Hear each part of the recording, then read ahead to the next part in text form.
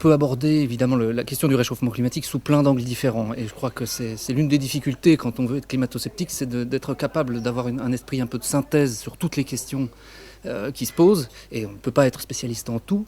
Moi, ce qui a été mon point d'entrée, c'est un point avec recul, et ça a été l'épistémologie. L'épistémologie, c'est-à-dire un regard sur la science et la façon dont elle se construit. On prend la science comme objet et on se demande comment elle évolue, comment une théorie naît, évolue, disparaît, renaît éventuellement de ses cendres après. Et quand on porte un regard épistémologique sur la question du réchauffement climatique, assez vite, on se rend compte qu'il y a un certain nombre de points qui posent problème. La science, en principe, n'avance pas comme ça, ne se fait pas comme ça. Il y a eu tout un tas d'innovations, notamment la création du GIEC, donc le groupe d'experts intergouvernemental sur l'évolution du climat, qui est un groupe d'experts qui a été créé à la fin des années 80 et qui survit aujourd'hui et qui rend des rapports tous les 5, 6 ou 7 ans. Et qui est une structure complètement nouvelle. On n'a jamais vu ça dans l'histoire des sciences, un ensemble de gens d'horizons différents qu'on rassemble pour dire la bonne parole sur une science donnée, qui est une alliance entre, d'une part, des scientifiques et d'autre part, des politiques. Ça n'est pas du tout un organisme scientifique, le GIEC ne fait pas de recherche, il synthétise la recherche et il le fait sous l'œil des gouvernements, ce qui est assez bizarre. En principe, la science n'a pas besoin de ça pour avancer. La science n'a pas besoin d'un groupe d'experts et de porte-voix politiques pour avancer. On n'a jamais fait ça sur la relativité générale, sur la découverte de l'ADN ou sur autre chose. Donc c'est un peu bizarre. Ensuite, on voit rapidement, quand on met le nez dedans, qu'on a un mélange entre ce qui est de l'ordre de la recherche du vrai et du faux, ce que fait la science en général. Évidemment, c'est toujours un peu plus compliqué que ça, mais pour aller vite, disons que la fonction de la science, c'est un petit peu de séparer le vrai du faux. Et là, on est plutôt dans une logique qui consiste à séparer le bien du mal. Et donc, on ne cherche plus le vrai, on cherche le bien. Pourquoi pas, mais ça ne peut pas être de la science. On n'a pas le choix de ce qui est vrai. On ne peut pas décider que telle chose est bonne, telle théorie est valable parce qu'elle nous permettrait de sauver le monde, de réduire les inégalités, ou ce genre de choses. On doit regarder les phénomènes pour ce qu'ils sont, y compris s'ils nous conduisent à des choses qui, politiquement, disons, ne seraient pas forcément ce qui irait dans notre sens. Donc là, c'est frappant de constater cette collusion-là, et avec un tout petit peu de regard historique, on sait très bien que ce type de choses conduit invariablement à l'échec de la science. Tous les exemples passés le montrent. Quand la science se mêle de dire le bien, d'une part elle se trompe, et ensuite elle s'affaiblit, et elle ne fait plus de vraie science. Les exemples, il y en a plusieurs. Alors c'est toujours un petit peu délicat de donner des exemples parce que ce sont souvent des exemples assez cruels et je ne pense pas qu'on soit de cet ordre-là de cruauté, mais l'exemple le plus proche, c'est sans doute l'affaire Lysenko, qui, donc dans les années 40 et 50, à l'époque de Staline, a vu l'émergence d'une biologie alternative qui s'opposait à la génétique telle qu'elle existait à l'époque et aux lois de Mendel. Et donc Lysenko, qui était ingénieur agronome, pensait remplacer cette théorie-là par une autre et a reçu le soutien politique de Staline. Et sa théorie, qu'on appelle aujourd'hui le lysenkisme, se fondait très bien dans l'idéologie politique de son temps en Union soviétique. Et ça a été très bien étudié, notamment par Dominique Lecourt, après coup, où il a montré qu'il y avait effectivement une adéquation totale entre cette théorie-là, qui s'est révélée pseudo-scientifique, et le matérialisme dialectique de l'Union soviétique. Alors encore une fois, on n'est pas du même ordre, hein, et je ne voudrais pas que ce rapprochement-là serve à suggérer que nos modernes promoteurs du réchauffement climatique seraient des staliniens. On n'en est pas là. C'est pas le propos. Le propos, c'est de dire, oui, il peut y avoir une communauté scientifique faite de gens compétents qui peut, pour des raisons diverses, se fourvoyer dans quelque chose qui n'est plus de la science et qui est de l'ordre de la pseudo-science. Et donc, il y a en parallèle à une vraie science qui est la climatologie, qui mérite tout à fait d'exister, une pseudo-science qui est pratiquée aussi par les scientifiques, exactement comme la numérologie à l'époque de Pythagore ou l'astrologie à l'époque de Kepler, qui est, bien, on pourrait dire, l'idée que la Terre serait une sorte d'organisme vivant, que nous devrions lui rendre hommage, faire attention, la traiter comme une sorte de divinité païenne. Et le point commun entre toutes les pseudosciences, à mon sens, c'est cette idée que ce qu'on étudie n'est pas un objet, mais un sujet, c'est quelqu'un. Quand on regarde le climat, on a l'impression que c'est une sorte de Dieu qui reflète ce que nous sommes, qui nous dit où est le bien et où est le mal, et ce que nous faisons de bien et ce que nous faisons de mal. Donc ça, c'est assez... Ce qu'on voit aujourd'hui avec le climat, ça n'est pas très nouveau finalement. Avec un regard épistémologique, c'est qu'on a d'autres exemples assez comparables de phénomènes du même genre, d'errements scientifiques. C'est même assez intéressant d'observer la naissance d'une pseudoscience, en même temps que la climatologie naît à son tour. Et on peut s'attendre qu'un jour, il y ait un nouveau Galilée, qu'il y ait un nouvel Archytas, qu'il y ait une modernisation réelle de la climatologie qui dira, maintenant, on étudie vraiment le climat et on arrête de se demander si nous sommes coupables, si nous avons péché, etc. Voilà ce que peut dire, à mon sens, un regard vraiment, disons, un peu lointain. C'est-à-dire qu'évidemment, après, il faut entrer plus dans les détails. Il est assez regrettable que ceux qui seraient le mieux en position de tenir ce discours ne le tiennent pas. Et malheureusement, les historiens des sciences, les épistémologues sont tombés aussi dans le panneau. Et ils veulent aussi faire le bien. Par exemple, on a Bruno Latour, qui est sociologue des sciences, qui est au départ quand même quelqu'un d'assez critique sur la science elle-même et qui aurait été, à mon sens, assez bien placé pour mener une critique de ce qui se passe. Au contraire, est allé complètement dans le sens du courant, et il explique carrément que, pour savoir si le réchauffement climatique c'est vrai ou pas, il faut se demander qui est d'accord, qui n'est pas d'accord, et on constate que ceux qui n'y croient pas, ce sont souvent ceux qui sont aussi opposés à l'avortement. Et donc, voilà comment choisir son camp dans la controverse. C'est comme ça qu'il raisonne. Donc ça en dit long quand même sur l'abandon total de l'idée même de science, y compris par des gens qui quand même sont censés avoir un certain recul et une certaine capacité à regarder les choses sans aller trop facilement dans le sens du courant. On a d'autres postures militantes, en France aussi, par exemple quelqu'un comme Ami Dahan, qui écrit carrément que le changement climatique, ça n'est pas juste une affaire de climat, mais c'est une affaire de la société tout entière qui doit se réformer de fond en comble. On a le même genre de choses chez Isabelle Stengers aussi, où en gros, l'idée c'est le climat, c'est juste une façon d'aborder la meilleure façon, comment faire. Avec le climat, on va savoir comment organiser la société. Et essentiellement, il s'agit de la réorganiser complètement avec un état d'esprit militant. On peut avoir cet état d'esprit militant. Le problème, c'est que, en principe, c'est quand même pas tout à fait comme ça qu'on travaille.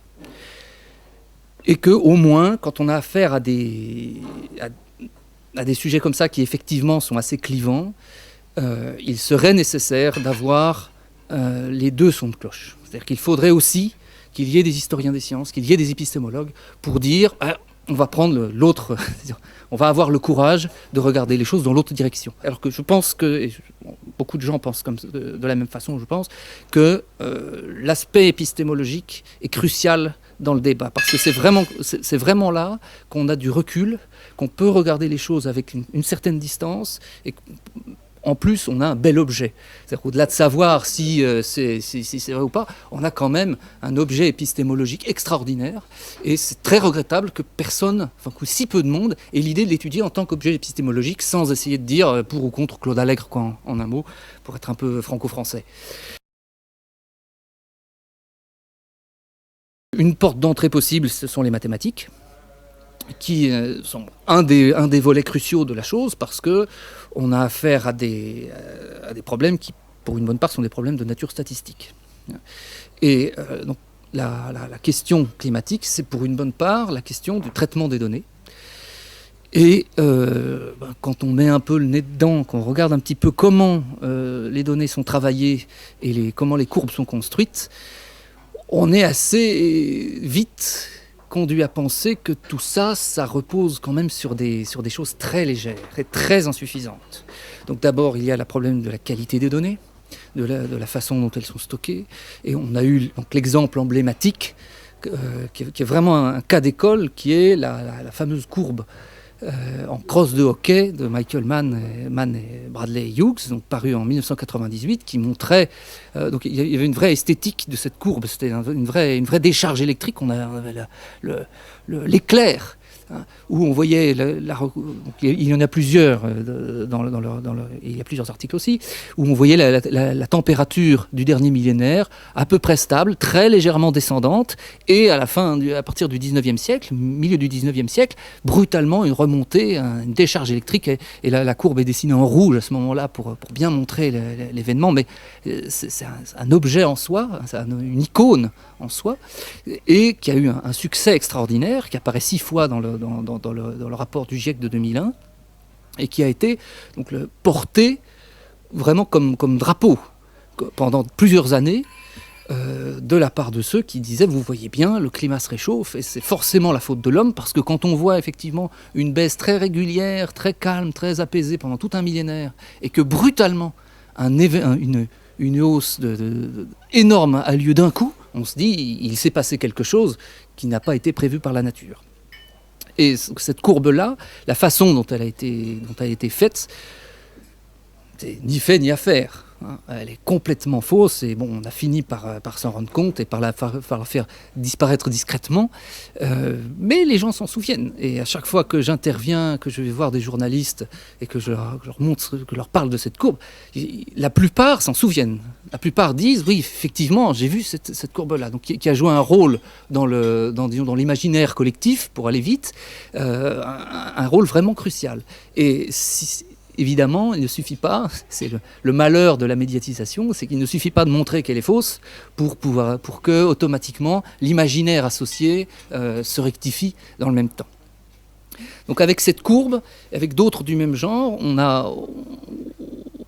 a tenté d'asseoir la théorie dominante sur un réchauffement climatique d'origine humaine à partir de mathématiques qui sont lacunaires. Et d'une façon générale, doit reprocher à la communauté des climatologues de ne pas assez interagir avec des statisticiens professionnels et d'avoir, disons, mis au point leur propre méthode sans se demander si c'était pertinent. On sait que les statistiques, c'est un très bel objet, mais il faut le manier avec prudence. Parce que ça n'est pas facile. Alors on dit généralement qu'on peut faire dire aux statistiques ce qu'on veut. Il y a tout un tas d'histoires amusantes sur les statistiques. En vrai, si on utilise bien l'outil, il est efficace. Et il ne s'agit pas de dire qu'il ne faut pas faire de statistiques, bien au contraire, mais il faut l'utiliser à bon escient. Et c'est un métier en soi, et ce n'est pas pour rien qu'il y a des statisticiens professionnels, c'est parce qu'on ne s'improvise pas statisticien. On a un autre exemple de façon un peu étrange de travailler et de donner des conclusions dans un rapport français. C'est le 4e rapport du genre, donc, qui a été commandé par le ministère de l'écologie, et qui est un rapport qui prétend dire ce que sera le climat en France au XXIe siècle. Donc ça s'appelle le climat de la France au XXIe siècle, et il émane de la Direction générale de l'énergie et du climat. Il a été rendu public en août 2014, et il a eu évidemment l'écho qu'on peut imaginer dans la presse, où il était résumé par plus 5,3 degrés en France en 2100. Donc c'est un rapport qui fait une 60aine de pages. Et je pense que personne ne l'a vraiment lu. Je dois être le seul, tout simplement, à l'avoir lu un peu attentivement et plus exactement à avoir exercé un certain regard critique dessus, pour me rendre compte que, c'est un rapport qui ne vaut rien. Il n'a aucune valeur, il se contredit lui-même. Il utilise 2 modèles, donc WRF et Aladin Climat, qui disent des choses contradictoires. Mais c'est pas grave, parce que le rapport les mentionne les deux, les met un petit peu sur un pied d'égalité, et finalement les présente ne se préoccupent pas de savoir s'ils sont cohérents entre eux, mais piochent ici et là les choses qui peuvent aller dans le sens voulu. Et bon, je crois qu'il ne reste à peu près rien de ce rapport quand on exerce dessus un esprit critique. Qui a eu le courage de lire vraiment ce rapport et d'apporter dessus une certaine contradiction? Je crois que je l'ai fait humblement et avec mes moyens sur mon blog, mais je crois que personne d'autre ne l'a fait. C'est-à-dire que la presse, y compris la presse des journalistes scientifiques, a servilement recopié les conclusions du rapport, sans aller voir, sans même daigner exercer un esprit critique, un esprit journalistique. En principe, un rapport fait à la demande d'un gouvernement, quand même, on se demande s'il est bon, on peut aller poser des questions aux uns et aux autres, et ça n'a visiblement pas été fait, parce que le rapport, il est considéré comme valable, et il est reproduit. Il va dans le bon sens, disons, il va dans le sens dominant, mais bon, les spectateurs intéressés pourront aller voir mon analyse sur la question. C'est même pas des choses difficiles. C'est très facile de se rendre compte que le rapport ne colle pas. Par exemple, donc il y a un tableau qui annonce l'augmentation de température en France à attendre selon les scénarios climatiques, c'est-à-dire selon qu'on arrête d'émettre du gaz carbonique ou qu'on arrête plus ou moins vite ou qu'on continue. Et à plusieurs endroits de ce tableau-là, on se rend compte que ce que prévoient les modèles, donc les deux modèles qui sont utilisés, c'est plus on émet de gaz carbonique, moins ça se réchauffe. Bon, en 6 endroits, ça se produit sur un tableau qui n'est pas si gros, en 6 endroits, ça réchauffe plus si on émet moins de gaz carbonique.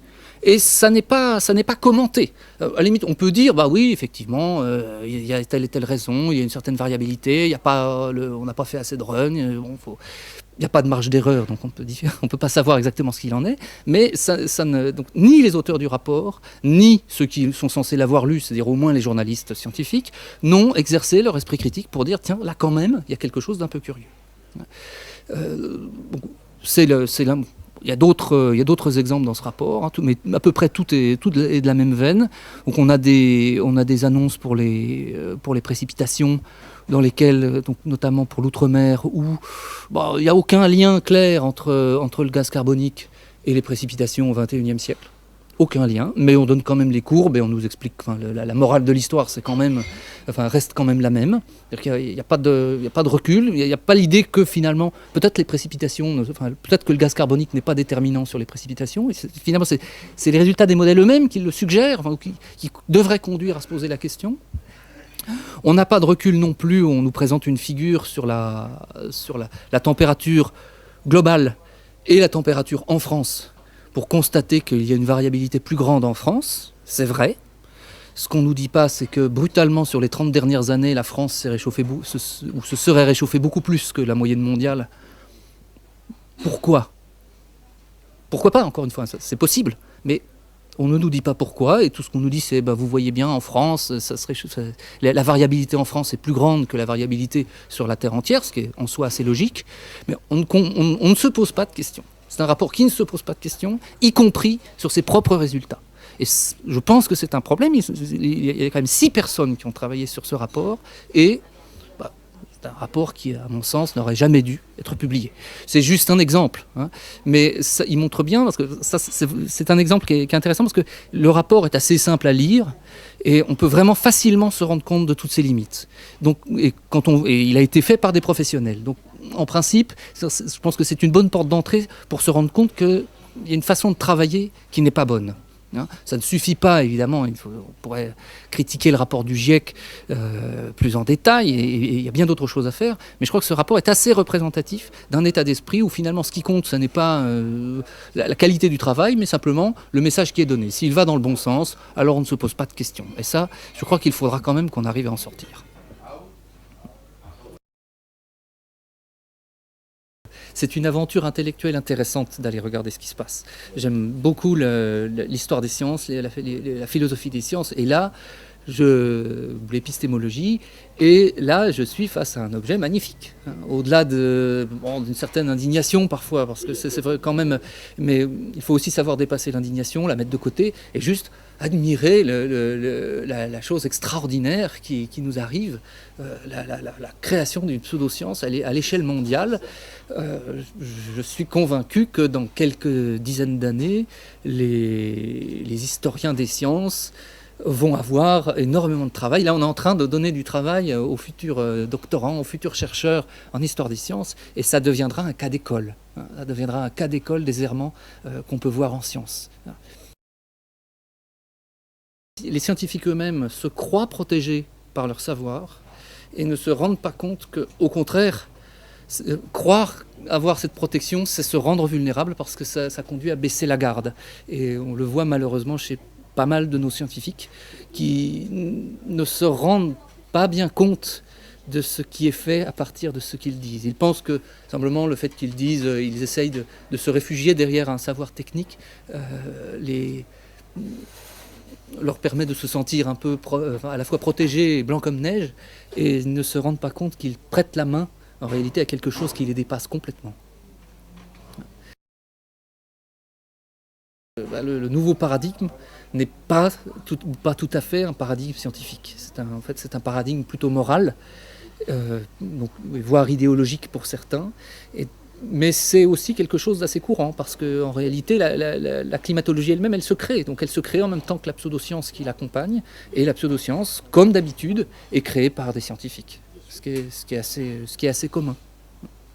Alors un exemple assez amusant que j'aime bien, que j'ai mis dans mon dernier livre, c'est un exemple donné par James Hansen. Donc Hansen, c'est un Américain, un scientifique, qui est le grand promoteur historique de la cause du réchauffement climatique, et qu'il l'a lancé, si l'on peut dire, à l'occasion d'une déposition au Congrès américain, qui était en 1988. C'est vraiment le coup d'envoi médiatique a été donné par Hansen, qui est un scientifique.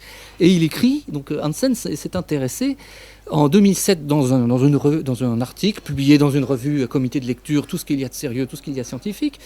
Il s'intéresse à la hausse du niveau des mers causée par la fonte de l'Antarctique. Supposée hausse dramatique. Et évidemment, selon Hansen, ce qui crée la fonte de l'Antarctique, c'est la faute de l'homme, évidemment. Et donc, il nous explique que donc, le facteur qui va prendre le dessus dans la hausse du niveau des mers, c'est la fonte de l'Antarctique. Et il nous dit que ce facteur était faible jusqu'à ces dernières années, mais a déjà au moins doublé dans la dernière décennie, et est maintenant proche de 1 mm par an, donc 1 mm de hausse par an. Comme exemple quantitatif, disons que la contribution de la calotte glaciaire est de 1 cm pour la décennie 2005-2015, et qu'elle double chaque décennie jusqu'à ce que la calotte de glace de l'Antarctique Ouest ait en grande partie disparu. Cela produit une hausse du niveau des mers de l'ordre de 5 mètres pour ce siècle.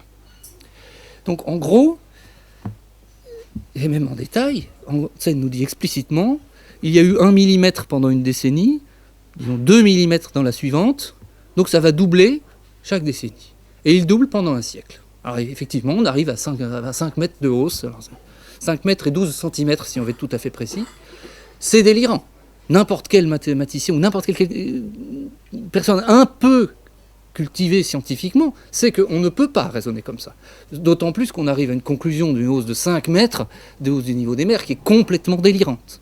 En gros, même les plus pessimistes disent 1 mètre, ce qui est déjà largement au-dessus de ce que montrent les observations. On est plutôt sur une trentaine de centimètres, on est plutôt sur une hausse comparable à celle du XXe siècle, et on a à l'évidence affaire à une hausse, disons, qui s'exerce sur le temps long. Donc Hansen pronostique une hausse complètement délirante de 5 mètres, et il l'appuie sur des mathématiques, il l'appuie sur un raisonnement, soi-disant, il suffit de doubler. Donc c'est évidemment ça, quand on double tous les 10 ans très vite, c'est connu depuis les compteurs orientaux et une célèbre histoire de grains de blé qu'on double sur les cases d'un échiquier, on sait qu'on atteint très vite des très grandes valeurs. Et donc avec ce calcul-là, entre guillemets, il arrive à peu de frais à essayer de nous faire peur, avec très peu de choses au départ, parce que bon, une hausse de 1 millimètre par an, c'est quand même pas, ça n'a pas de quoi faire ça n'a pas de quoi inquiéter. Et donc il l'habille d'atours mathématiques. Mais c'est complètement fallacieux, mais ça marche. Il faut croire que ça marche. Et ça marche même dans des revues au comité de lecture, parce que ça a été publié encore une fois dans une revue, tout ce qu'il y a de sérieux et d'académique, et ça a été republié après dans un livre. Donc c'est une illustration assez simple et assez significative du fait que dans cette affaire, on utilise des mathématiques, on utilise de la science, on utilise parfois même des choses très complexes, hein, qui donnent l'impression d'une certaine fiabilité, et en réalité, si on va dedans, eh bien souvent on se rend compte que ça ne fonctionne pas comme ça, et que, pour tout dire, on est très loin d'avoir vraiment compris ce qui est en train de se passer.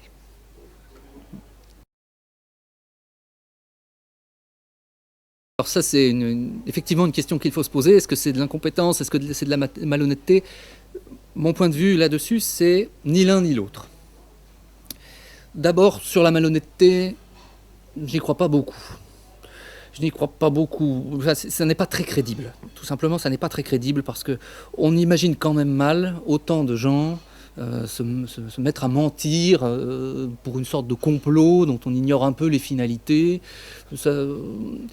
C'est plutôt voir un complot, voire même une malhonnêteté des uns et des autres disparate et qui arriverait à se retrouver sur certains objectifs communs. Je trouve que c'est surtout une paresse intellectuelle. Ça permet de tout expliquer à bon compte, on n'a plus besoin de réfléchir et ça n'est pas une hypothèse très intéressante. C'est d'autant moins intéressant qu'il y a assez peu de preuves. Alors effectivement, il y a l'affaire du Climate Gate, donc qui sont des courriers électroniques qui ont été divulgués entre climatologues et qui montrent très clairement que, pour faire court, il y a quelque chose de pourri au royaume de la climatologie et au royaume du GIEC. Mais bon, ça ne suffit pas, à mon avis, même ça, qui est vraiment un grand scandale, et on entend beaucoup trop peu parler en France, même ça ne suffit pas pour moi à dire que l'ensemble des scientifiques sont malhonnêtes. Il peut y avoir des scientifiques malhonnêtes, il y en a comme un peu partout. Je pense que c'est une minorité. Est-ce que c'est de l'incompétence? Non plus. Je pense que beaucoup de climatologues sont compétents. Et travaillent, disons, honnêtement et font probablement aussi progresser les choses, hein, parce que malgré tout, les moyens qui ont été mis dans cette affaire-là, s'ils sont utilisés, si on fait abstraction, disons, de leur finalité un peu illusoire, peuvent par ailleurs apporter des renseignements intéressants. On va par exemple avoir dans peu de temps 10% des balises Argo qui sont réparties dans les océans, qui vont pouvoir mesurer le pH des océans, donc l'acidité des océans, parce qu'on s'inquiète de l'acidification des océans. On peut penser, c'est mon cas, qu'on s'inquiète encore pour rien et qu'on recycle en fait la peur du réchauffement, la peur de l'acidification des océans, mais il reste que connaître l'évolution de l'acidité des océans et avoir des données précises sur le pH de l'océan, c'est quelque chose de très intéressant et qui permettra à terme effectivement de faire avancer la science. On a plutôt affaire à donc pour expliquer ça, on a affaire à beaucoup de choses.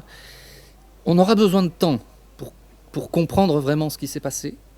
Mais entre autres choses, on a affaire à, je le disais tout à l'heure, à la création d'une pseudo-science qui est quelque chose d'assez naturel dans l'histoire des sciences, à tous les niveaux. On crée une pseudo-science en même temps qu'on crée la science, et c'est la marque que la climatologie n'est pas encore une science moderne. Pour moi, c'est vraiment l'un des critères majeurs pour distinguer une science moderne d'une science que je dirais archaïque, sans connotation péjorative, mais disons une science ancienne, une science qui n'est pas encore mûre, c'est séparation de la science et de la pseudo-science. Ça n'est pas fait pour l'instant. Donc ça explique pourquoi on peut avoir ce double discours scientifique. D'un côté, un discours effectivement raisonnable, travaillé avec des gens qui essayent effectivement de faire des modèles climatiques qui fonctionnent, de comprendre l'évolution des variables climatiques, et de l'autre, un discours moral, un discours qui utilise des mathématiques comme celui de Hansen sans véritablement que ce soit fondé. Et c'est au moins du point de vue scientifique, je crois que c'est ça à quoi on a affaire. Alors, ça a été à la rencontre de beaucoup d'autres choses, et les scientifiques ne sont pas seuls responsables. Les scientifiques, encore une fois, sont largement dépassés, à mon sens, par ce qui leur arrive. Ça n'est pas la même chose.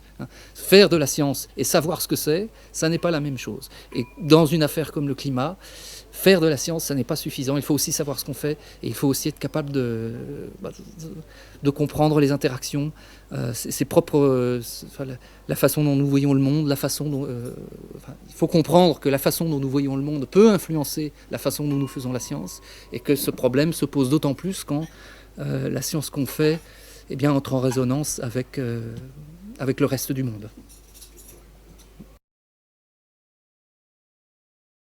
D'une façon générale, il y a une tradition qui est normalement une tradition tout à fait saine, qui est que, eh bien, on fait confiance aux collègues. Et donc, je l'ai pratiqué moi-même aussi beaucoup, de façon naturelle, pendant très longtemps. C'est les collègues climatologues disent que j'ai pas de raison de suspecter quoi que ce soit. Et c'est cet état d'esprit qui est assez majoritaire, pas seulement chez les mathématiciens, mais je crois chez tous les scientifiques. C'est un état d'esprit assez normal, qui est qu'on n'a pas de raison de remettre en question ce que disent les collègues. Il faut aller voir, il faut avoir une bonne raison de s'y mettre. Alors une bonne raison, c'est-à-dire il faut avoir envie de s'y mettre, et a priori on ne peut pas tous s'occuper de tout, donc je comprends fort bien que la plupart de mes collègues universitaires, ne se soient pas penchés sur la question, et donc se fient au courant dominant, se fient au rapport du GIEC, se fient aux collègues climatologues. C'est l'attitude la plus logique, c'est l'attitude la plus raisonnable, et c'est l'une des bizarreries effectivement de l'affaire, c'est que moi-même, j'ai longtemps hésité à me dire, avant d'être capable de me dire qu'il fallait rompre avec ça. Je me suis rendu compte assez vite, quand je suis allé dans le fond du problème, je me suis rendu compte assez vite que quelque chose n'allait pas. D'abord, encore une fois, pour des raisons épistémologiques, parce qu'on voyait trop de confiance, déjà. Trop de confiance sur un objet manifestement difficile à appréhender, peu de capacité à se remettre en question, beaucoup de violence dans les attaques des contradicteurs, et un discours qui flirtait très vite, très souvent, très rapidement avec la morale, avec l'idéologie, donc pas du tout scientifique. Et c'est ce genre de choses. Mais il faut avoir envie de s'y mettre, il faut avoir envie de... Sinon, la logique, c'est de croire le GIEC. Et ce que j'ai fait moi-même pendant des années, on se dit, bon, c'est peut-être un petit peu exagéré, voilà, les journalistes en rajoutent. Et c'est quand on va creuser un peu et qu'on se rend compte que les scientifiques eux-mêmes sont d'accord et ne prennent pas de distance avec tout ça, qu'on se dit, là, en principe, là, il y a un clignotant épistémologique qui s'allume et on se dit, il y a quelque chose qui cloche. Mais c'est quand même quelque chose d'original. S'il y a une chose originale vraiment dans cette affaire, par rapport à d'autres affaires de l'histoire des sciences, comme l'affaire Lysenko à laquelle je le rapprochais tout à l'heure, c'est que pour cette fois, c'est plutôt ceux qui sont extérieurs à la climatologie proprement dite qui ont fait le travail. D'ordinaire, ce sont les scientifiques qui eux-mêmes, disons, se débarrassent de leur propre pseudoscience. Et là, ça vient de qui? Des blogueurs. Ça vient de Steve McIntyre, ça vient d'Anthony Watts, ça vient de Ross McKittrick, qui est économiste. Ça vient de gens qui sont à la périphérie, et pas du tout de gens à l'intérieur. Ça, c'est quand même plutôt rare. C'est a priori pas très bon. Là, c'est si vous dites ça à des collègues universitaires, en principe, on fait confiance encore une fois à l'institution, et c'est très souvent légitime. Et là, pour une fois, eh bien, il faut reconnaître que le salut vient plutôt de l'extérieur.